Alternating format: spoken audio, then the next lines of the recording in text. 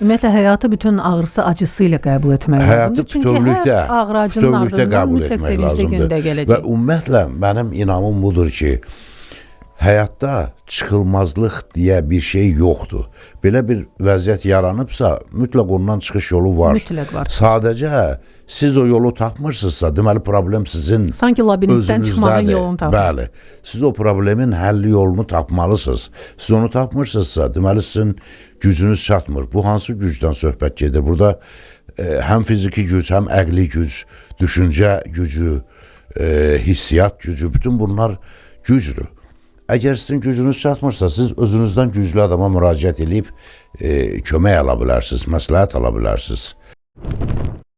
Salam, hər vaxtınız xeyir olsun. Əziz Planet FM dinləyiciləri, siz Azərbaycanın ilk elmi maarifləndirici radiosunu eşidirsiniz. Sizinlə mənəm Nigar və bu andan etibarən söhbətimizə başlayırıq. Bugün də çox maraqlı və fərqli mövzuda söhbət edəcəyik sizinlə və həm söhbətim ictimai-siyasi xadim, millət vəkili Cavanşir Feyziyev olacaq. Cavanşir müəllim, xoş gəlmisiniz. Təşəkkür edirəm ki, dəvətimizi qəbul etdiniz və gəldiniz. Xoş gördük, çox sağ olun, dəvətinizə görə minnətdaram. Biz bugün sizin daha çox elmi fəaliyyətinizdən danışacağıq. Və mən elə sizin doktorluq dissertasiyanızdan başlamaq istəyirəm Cavanşir müəllim. Sizin doktorluq dissertasiyanızın mövzusu etnosiyasi münaqişələrin həllində mənəvi aspektlərə həsr olunub. Çox maraqlı bir mövzudur yeri gəlmişkən. Məhz etnosiyasi münaqişənin fonundakı, arxasında qalan mənəvi aspektlərə toxunmusunuz və mənə çox maraqlıdır. Bugün dünyada baş verən münaqişələrin həllində mənəvi faktorların rolu nə qədər önəmlidir və necə görürsünüz siz ümumiyyətlə? Birincisi onu deyim ki, mən bu mövzunu işləməyə başlayanda 90-cı illərin sonu idi. Və o zaman dünyanın bir çox ölkələrində, xüsusilə post-sovet ərazisində çox saylı etnosiyasi münaqişələr baş qaldırmışdı. Bu öz-özlüyündə xüsusilə keçmiş Sovet vətəndaşları üçün yeni bir hal idi. Çünki 70 il ərzində hər hansı bir etnik zəmində, milli zəmində hər hansı bir qarşı durma olmamışdı. Ona görə də insanlar bir növ inanmışdılar ki, bu mümkün deyil. SSR-nin milli siyasəti kifayət qədər güya humanistdir. Amma əslində respublikalar arası münasibətlər elə qurulmuşdur ki, istənilən vaxt belə münaqişələri alovlandırmaq mümkün olsun. Və indi də keçmişə ekskurs edib baxanda biz görürük ki, hər bir müttəfiq respublikanın, keçmiş müttəfiq respublikanın ərazisində münaqişə ocaqları hər zaman bütün Sovet dövründə hazır vəziyyətdə qorunub, saxlanıb.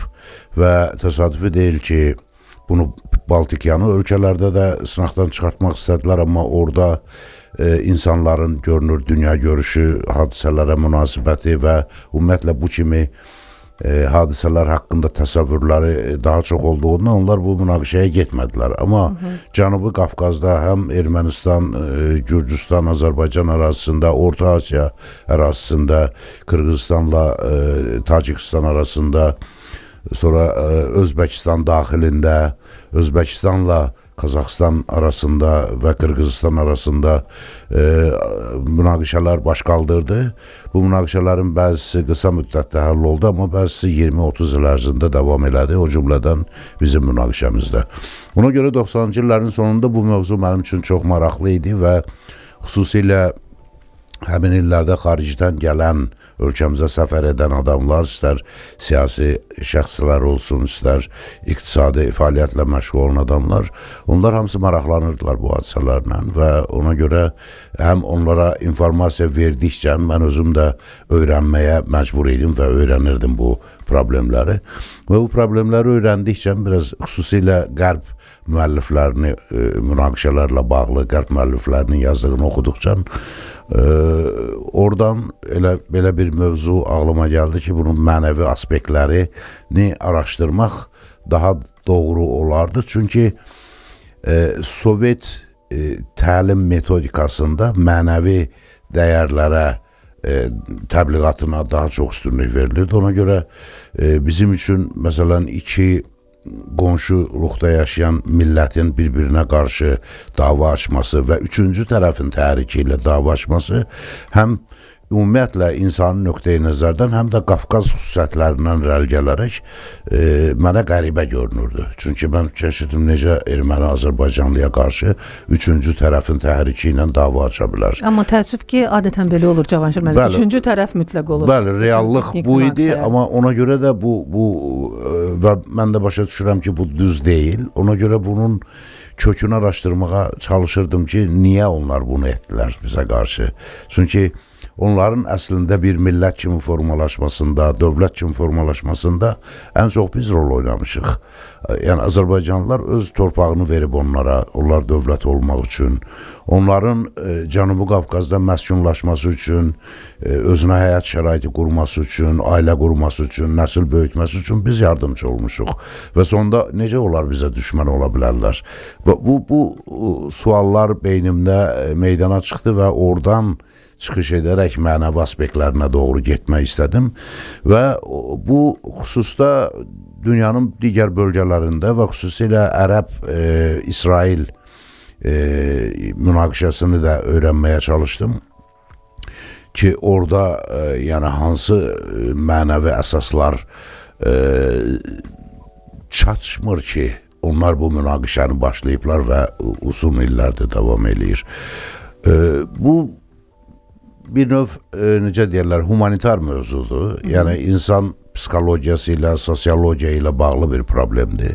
Amma eyni zamanda da siyasi problemdir. Siyasi çaları olan, etik, məzmunlu bir problemdir, elmi problemdir. Və bu problemi, və mən o işlə məşğul olarkən gördüm ki, dünyanın müxtəlif ölkələrində Amerikadan tutmuş Yaponiyaya qədər bu mövzuda yazanlar olub və nəticələr də çox müxtəlifdir. Çünki problem ondadır ki, insan sülh şəraitində tamam başqa bir davranış sərgiləyir, amma münaqişə çıxdığı anda tamamilə gözlənilməz davranışın şahidi ola bilərsiniz. Və bu bir sıra münaqişələrdə özünü göstərib. Bir var ki, məsələn, hər iki tərəf bir-birini yaxşı tanıyır və biz də belə düşünə bilərdik ki, güya biz erməniləri yaxşı tanıyırıq, ermənilər bizi yaxşı tanıyır və o zaman onların hər hansı bir yeni vəziyyətdə davranışını öncədən proqnozlaşdırmaq mümkündür. Yəni, nəzəri cəhətdən. Amma reallıq göstərir ki, bu həmişə mümkün deyil. Çünki, məsələn, ermənilərin o tarixi problemindən, acı problemlərindən irəli gələn onların psixoloji durumu onları vadar edir ki, onlar qeyri-adekvat addımlar ata bilər, onlar gözlənilməz addımlar ata bilər və yəni bu mənim gəldiyim nəticə budur. Çünki əsrlər boyu onlar çalışıblar ki, dövlətləri olsun və heç yerdə olmayıbdır. Bütün ərazilərdə, yerləşdikləri ərazilərdə bir müddət yaşayıblar, sonra oradan qovulublar və nəhayət gəlib Cənubi Qafqaza çıxıblar və yəni onların çox əsrlik dövlətçilik arzusu o qədər kök salıb ki, onların beynində, yəni fanatikcəsinə. Və ona görə də onlar bir dövlət qurmaq və bu dövləti böyütmək və özlərinin xəyalında qurduğu böyük Ermənistana nail olmaq kimi ideyalar bu bizə nə qədər sərsəm görünsə də onlar üçün, onlar hələ dövlətçiliyi olmayan xalq kimi onlarda ilk addımdır dövlətçiliyə doğru, ona görə bu onlarda daha güclüdür. Bəli, üzr istəyirəm, insan psixologiyası baxımından əslində bunu anlamaq mümkündür. Onların həmişə öz varlıqlarını sübut etmək kimi bir istəkləri olur. Bəli. Və ona görə də və mən də onu dərk etdim bu araşdırmalarda ki, onlar niyə bu qədər aqressivdilər? Yəni bu onların tarixi dövlətçiliyinin olmaması ilə, həmişə buna can atdıqları ilə bağlı ola bilər. Amma yenə də görürsünüz nə qədər insanlar ədalətsiz ola bilər, cəmiyyətlər ədalətsiz ola bilər, siyasi birliklər, partiyalar, təşkilatlanmalar hansısa ədalətsiz qərar qəbul edə bilərlər, ədalətsiz hərəkət edə bilər. Amma təbiət elə qurulub ki, əvvəl-axır yenə də haqq ədalət öz yerini tapır. Bu bizim nümunədə, bizim münaqişənin nümunəsində çox əyani və real bir nümunə meydana çıxdı. Dünya üçün president ola biləcək bir nümunə ortaya çıxdı və bu baxımdan düşünürəm ki, o mövzunun hətta davamını da yazmaq olar. Və bu mövzudan elə sizin 2008-ci ildə işıq üzü görən bir kitabınız da var, Sülh fəlsəfəsi kitabınız. Bəli. Və orada müharibəsiz bir dünya modelini necə təsəvvür eləmisiniz Cavanşir müəllim? Mən bu maraqlıdır. Çünki adətən biz utopik janrda yazılan əsərlərdə bunu görürük də. Tamamilə sülh şəraitində yaşayan bir dünya, ideal cəmiyyət. Amma yəni belə olmur. Bilirik ki, belə olmur. Sülhün fəlsəfəsi nədir sizin? Bəli, təəssüf ki, biz bunu bilirik ki, belə olmur.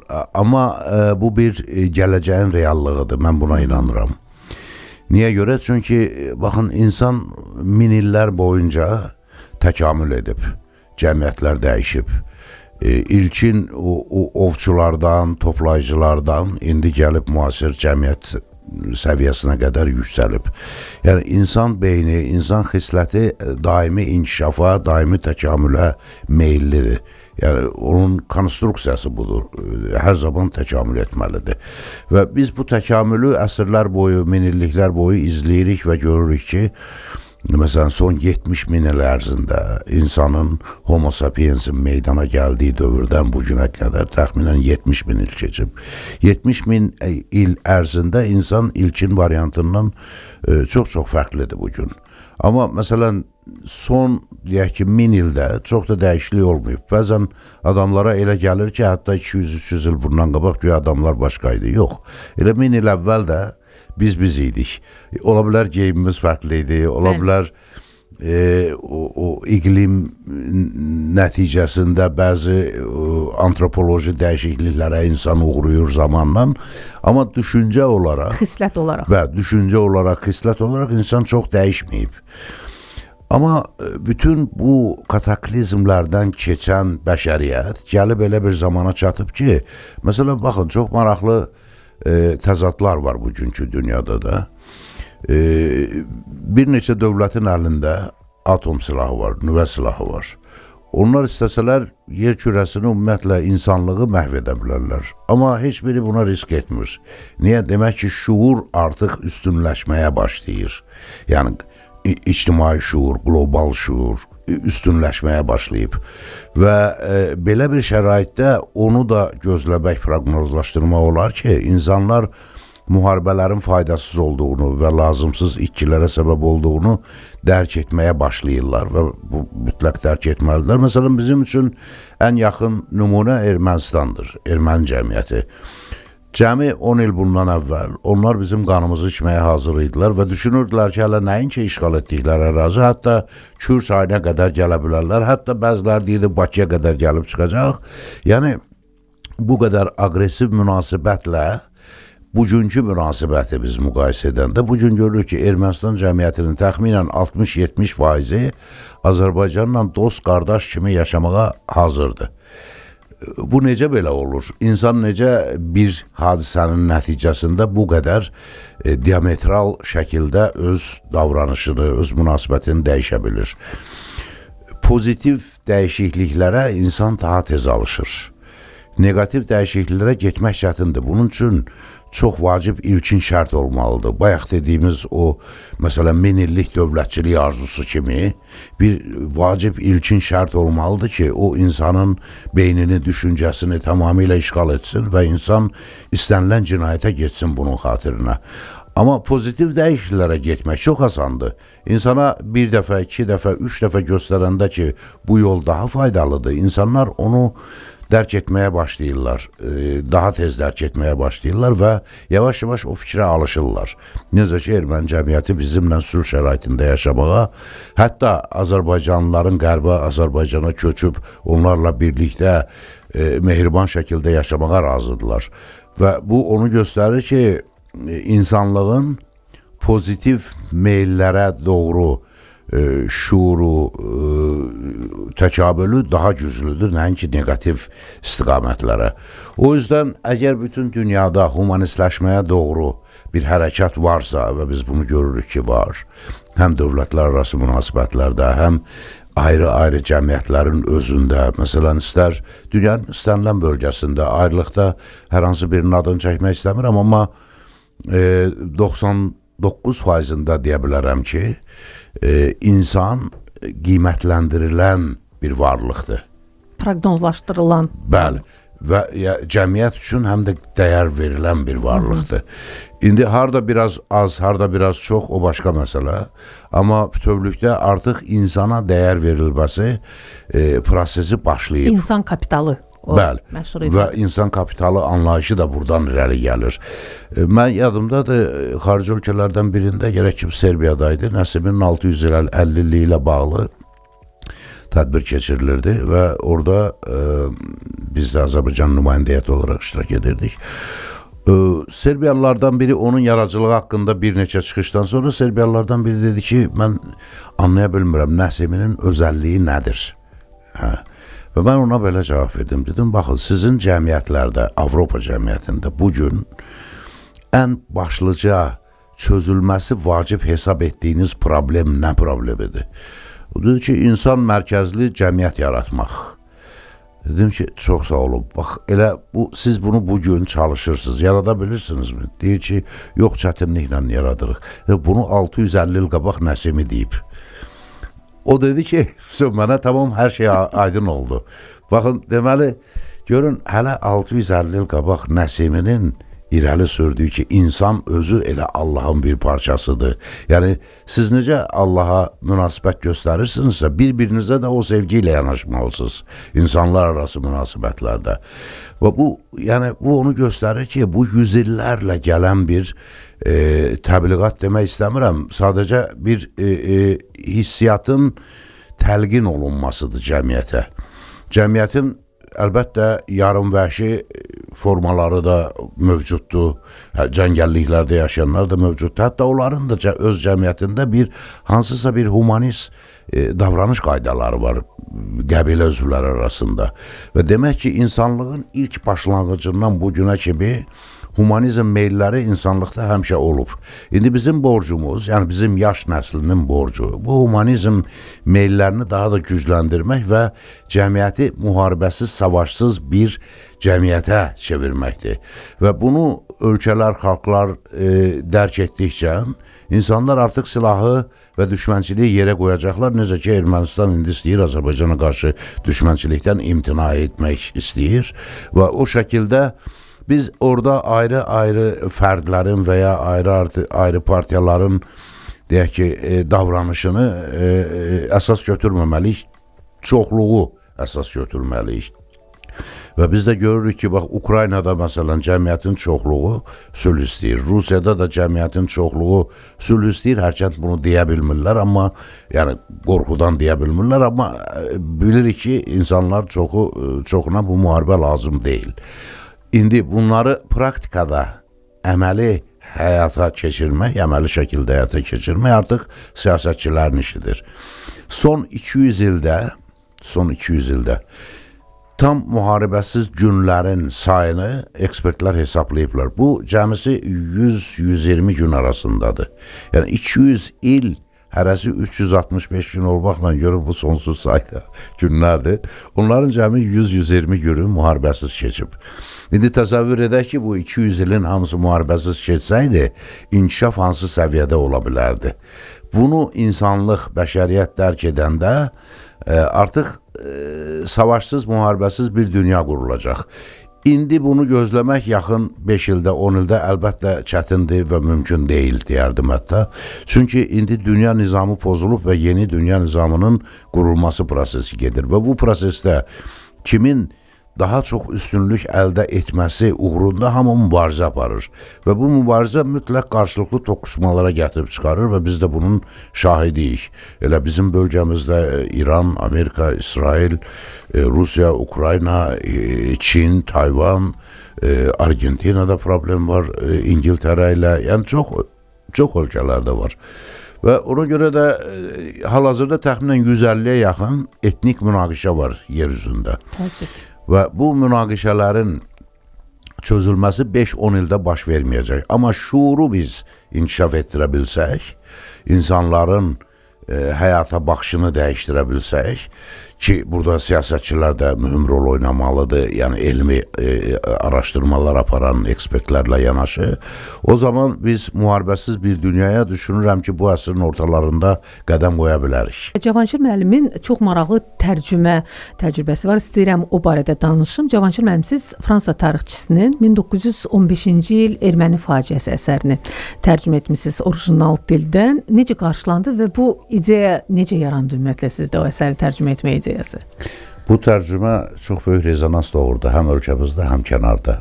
Onu deyəcəm, amma ilk növbədə onu demək istəyirəm ki, biz Azərbaycanda ilk tərcüməçilərin hazırlanması bizim qəbul olduğumuz ildə başlayıb və mən də həmin tərcümə qrupuna daxil olmuş ilk tələbələrdən biri olmuşam və 6 nəfər bir il, yəni bir buraxılışda 5 il ərzində 6 nəfər fransız dilindən tərcüməçi hazırlanmışdı və onlardan biri mən idim. Və bir müddət tərcüməçi kimi də fəaliyyət göstərmişəm universiteti bitirəndən sonra. Universitetdə tədris də eləmişəm öz fənnimi və eyni zamanda xarici təşkilatlarda tərcüməçi kimi də çalışmışam.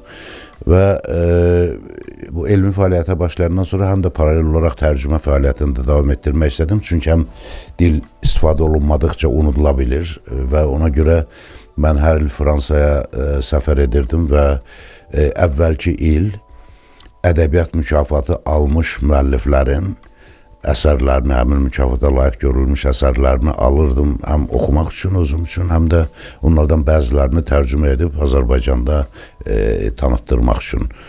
Və bu minvalla bir neçə yazıçının mükafat almış, bir neçə yazıçının əsərlərini Azərbaycan dilinə tərcümə etmişəm. Amma onlardan ən maraqlısı əlbəttə, yəni siyasi nöqteyi nəzərdən daha böyük maraq və əhəmiyyət kəsb edəni Georges de Malville'in 1915-ci il Erməni faciəsi kitabı idi. Bu kitab Fransada satışda yoxdur. Onu Fransa senatorlarından biri mənə şəxsi kitabxanasından götürüb vermişdi. Bu kitab vaxtı ilə yazılıb, 60-cı ildən 80-ci ilə qədər Georges de Malville, fransız tarixçisi və naşiri, həm də hüquqşünası bu sahədə özü tədqiqatlar aparıb və sonra bu kitabı yazmışdı. Bu kitab nəşr olunandan sonra erməni diasporu Fransada çox böyük səs-küy saldılar, çox böyük araya-şir qaldırdılar və müəllif vəfat etdikdən sonra kitabın müəlliflik hüququnu erməni lobbiçiləri aldı. Və müəlliflik hüququnu alandan sonra ölkədə olan bütün bu kitabları yığdılar və yeni nəşrinə də qadağa qoydular. Ona görə bəzi adamların evində kimdə qalıbsa bu kitabdan bir nüsxə yalnız odur. Niyə görə bunu etmişdilər? Çünki bu kitabın yazılması tarixi özü də maraqlıdır. Georges de Malville Fransada doğulub böyümüş bir hüquqşünasdır və onun əhatəsində erməni dostları olub uşaqlıqdan, orta məktəbdə oxuduğu illərdən bir neçə erməni dostları olub. Və sonda məktəb bitirdikdən sonra hərəsi bir universitetə daxil olub. Georges de Malville də tarix ixtisası üzrə universitetə daxil olub, sonra hüquqçu olub, sonra ixtisasını dəyişib hüquqşünas olub və erməni dostları özünün xatirələrində söylüyordu ki, Georges de Malville, erməni dostları ona irad tuturdular ki, sən tarixçisən, hüquqşünassan, amma bizim problemimizi yazmırsan. Və dostlarını çox sevdiyindən, erməni dostlarını, Georges de Malville bu problemlə məşğul olmağa qərar verir. Və İstanbulda, Moskvada, New Yorkda, Fransada, Fransanın özündə, Parisdə, Londonda, müxtəlif kitabxanalarda 20 il vaxt sərf edib bu əsəri yazmağa. Təkcə bu əsəri yox, bu mövzu ilə bağlı bir neçə əsəri, çox saylı məqalələri o cümlədən yazmağa 20 il vaxt sərf edib və sonda bütün tədqiqatlarını ümumiləşdirərək bu 1915-ci ilin erməni faciəsi adlı qısa şəkildə bir kitaba yazıb, kitab şəklində nəşr edib və bu kitabı təqdim etmək ərəfəsində erməni dostlarını dəvət edib. Deyib ki, siz mənə irad tutmuşdunuz 20 il bundan qabaq, mən araşdırdım, 20 il həyatımı buna həsr elədim və sonda belə bir nəticəyə gəlmişəm və bu nəticələr bu kitabdadır. və bu kitabı nəşr edirəm və sizə dəvət edirəm kitabın təqdimatına. Kitabın bütün mahiyyəti, məzmunu ondan ibarətdir ki, bəli, o dövrdə baş verən hadisələri təsvir edir, amma sənədlərlə, yəni ermənilər kimi sadəcə nağıl danışmır. Saxtalaşdırılmış yox, real tarixi. Hər bir arxivdən tapdığı sənədlərə istinad edərək nələrin baş verdiyini xronoloji şəkildə ard-arda düzür və hər bir addımda hüquqi nöqteyi nəzərdən dəyərləndirir bu hadisələri və sonunda belə nəticəyə gəlir ki, heç bir soyqırımı falan olmamışdır və bu hadisələrin hamısının öz adı var hüquqi terminlərlə və onların heç biri soyqırımı deyil və ona görə bütün erməni dostları ondan üz döndərdilər. Mən xatırlayıram ki, 85 və ya 86-cı ildə Georges de Malville dəvət olunmuşdu İstanbula.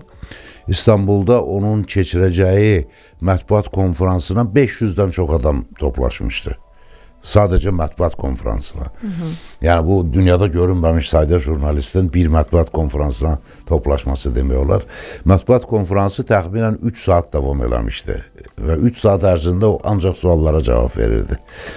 Yəni bu erməni mifinin dağılması üçün, dağıdılması üçün, erməni yalanının ifşa olunması üçün ən dəyərli əsərlərdən biridir.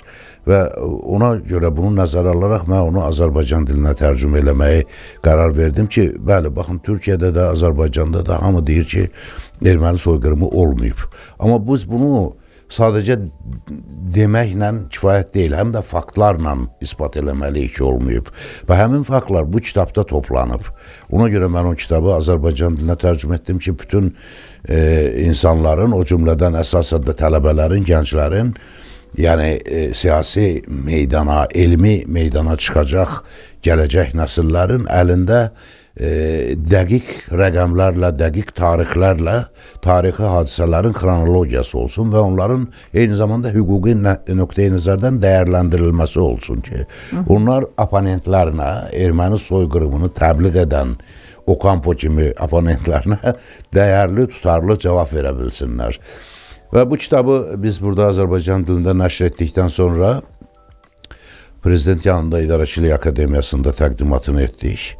Və orada da çox sayda adam toplaşmışdı və eyni zamanda Azərbaycan Dövlət Dillər Universitetində təqdimatını etdik.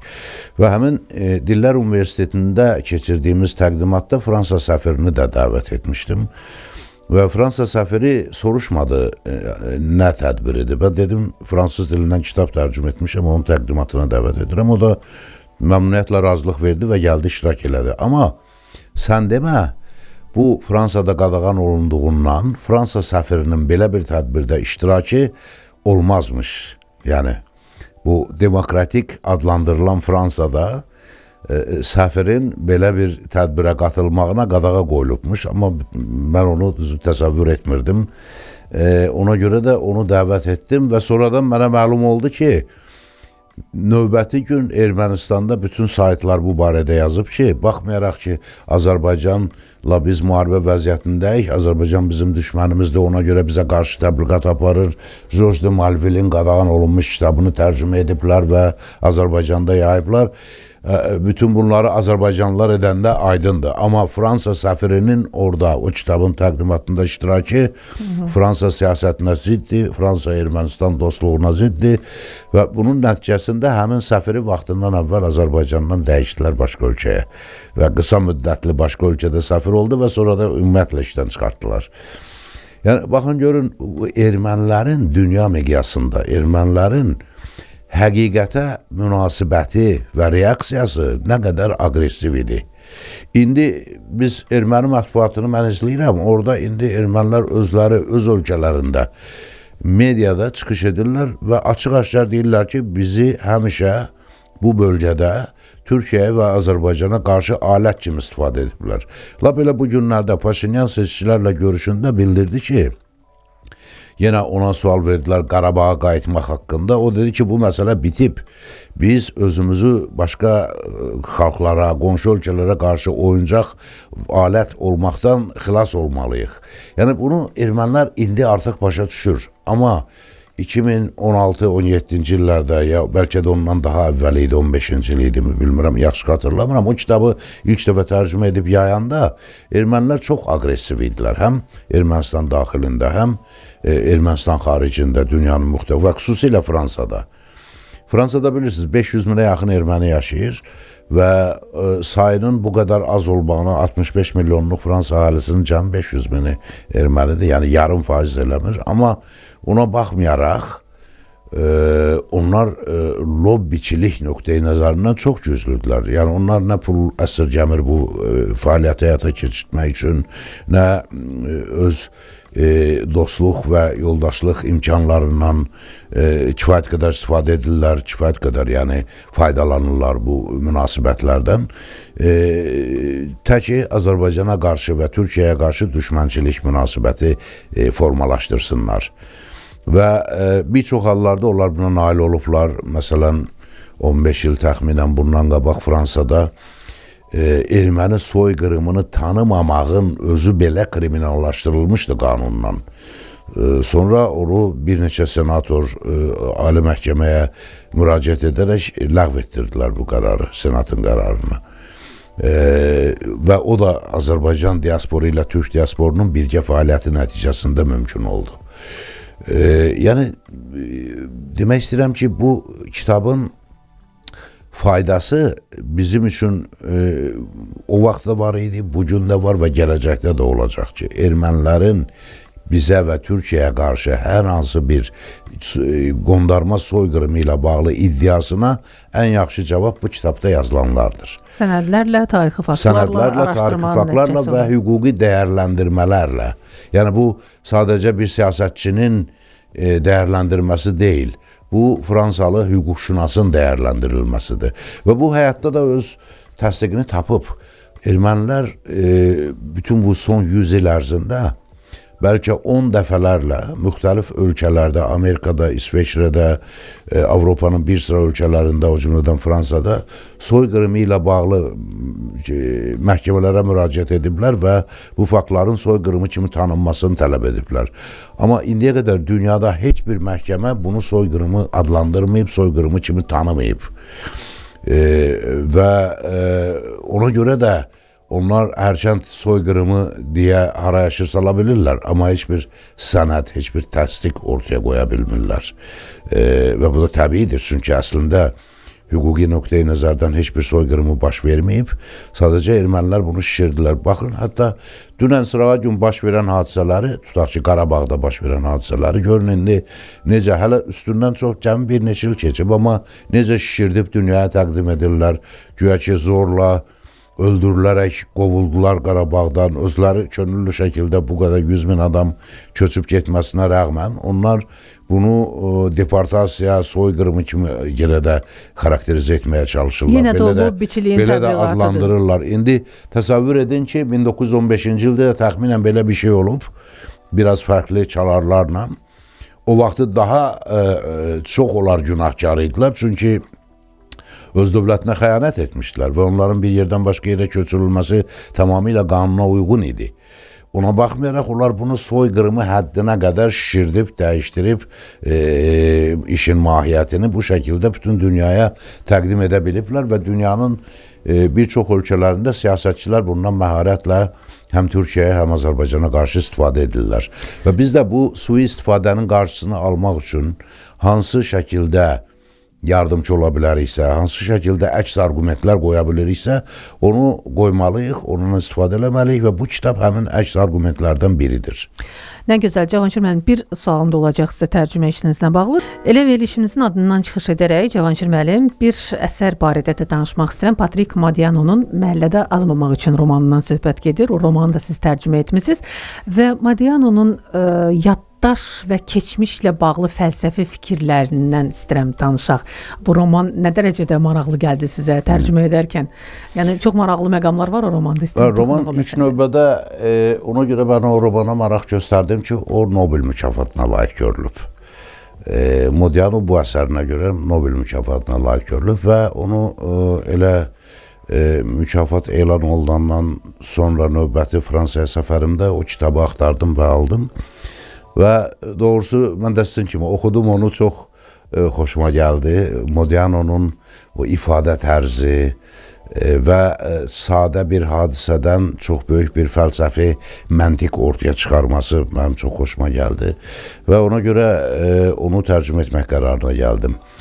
Bu əslində sadə bir həyat hekayəsidir bir şəxsin, amma orada o qədər həyata fəlsəfi baxış çalarları var ki, o baxımdan maraq doğurur. Yəni dünyada əsərin qəhrəmanının düşdüyü vəziyyətlə tanış olan, o vəziyyətə düşən adamların sayı az deyil.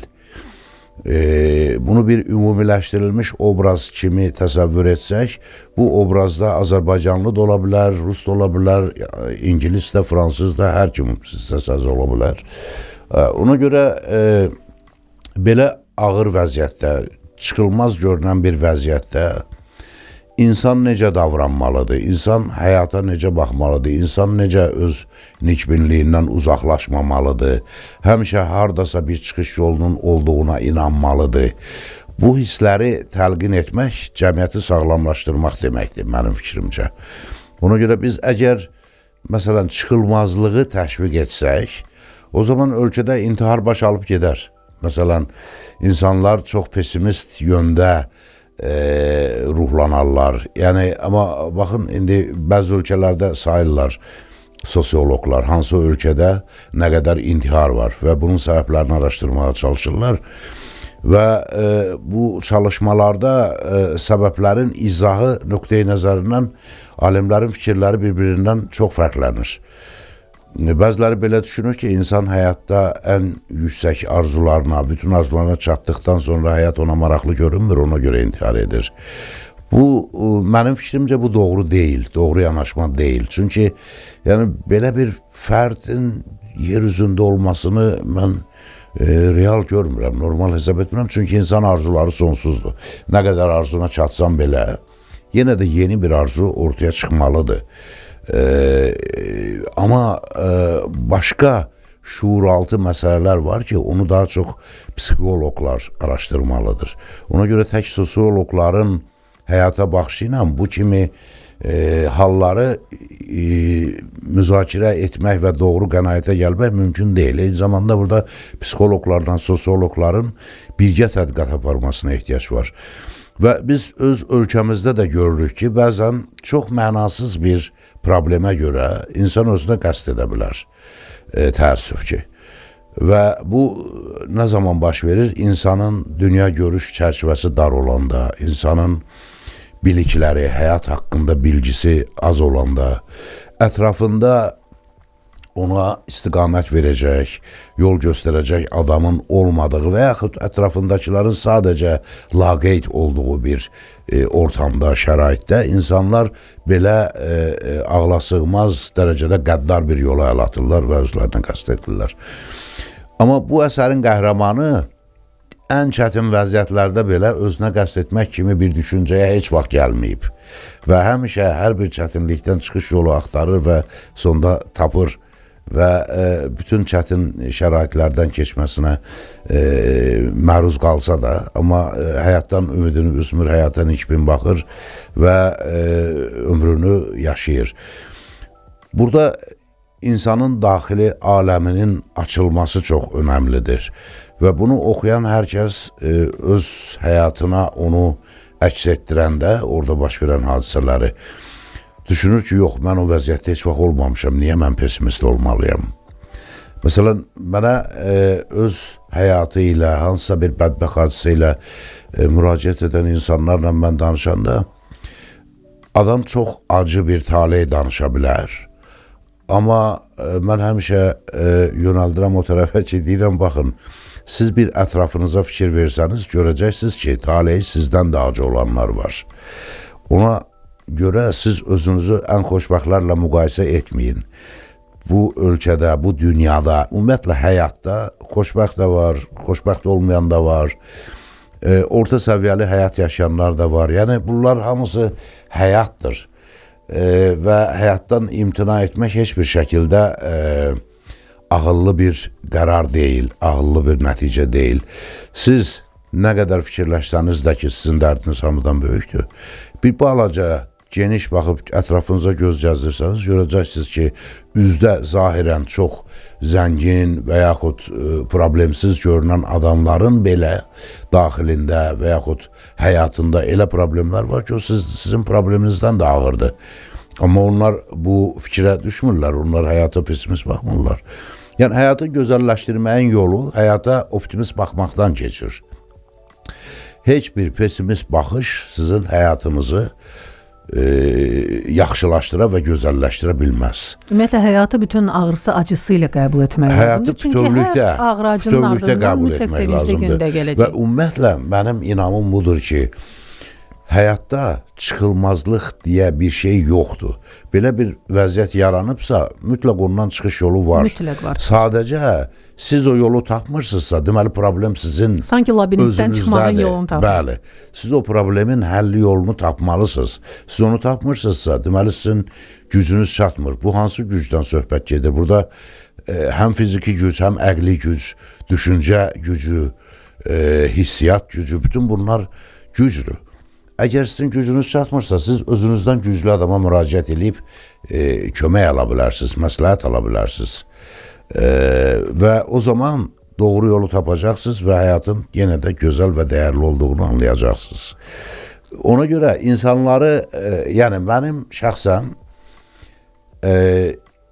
etdiyim, gördüyüm işlərdə və yaxud şəxsi inamım yəni ondan ibarətdir ki, davranışımda insanları mütləq optimist bir istiqamətə yönəltmək. İnsanlar nə qədər nikbin istiqamətdə düşünsələr, o qədər onların əməlləri də müsbət olacaq. Amma adam əgər sadəcə tutaq ki, məsələn, ali məktəbə qəbul olmayıb, həyatdan küsüb, indi hər şey mənfidir, hər şey qaradır, hər şey pisdir, həyat bunun üçün qutardı. Yəni, bu çox bəsit bir yanaşmadır da. Amma görürsən, bəzi, məsələn, gənc abituriyent yaşında olan uşaqlar bundan çox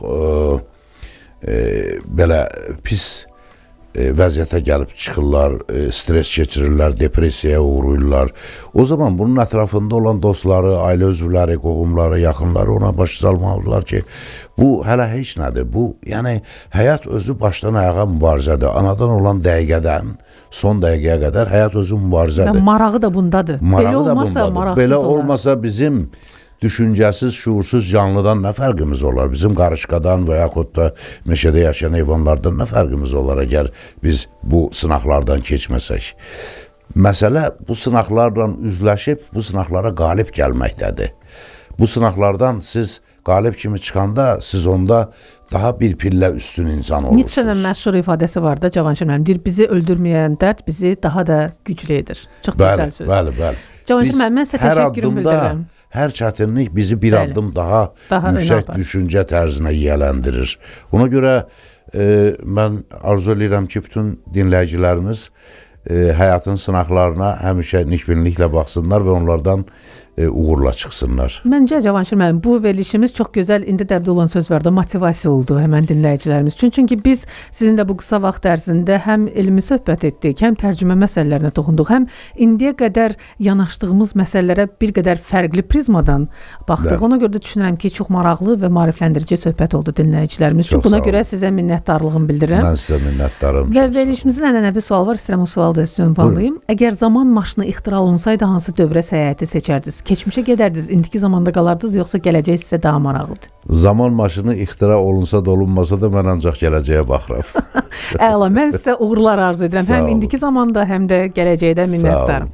Təşəkkür edirəm. Əziz dinləyicilərimiz, Millət vəkili Cavanşir Feyziyevlə ümid edirəm ki, sizin də çox bəyəndiyiniz bir söhbət oldu. Minnətdaram, özünüzə və planetə yaxşı baxın.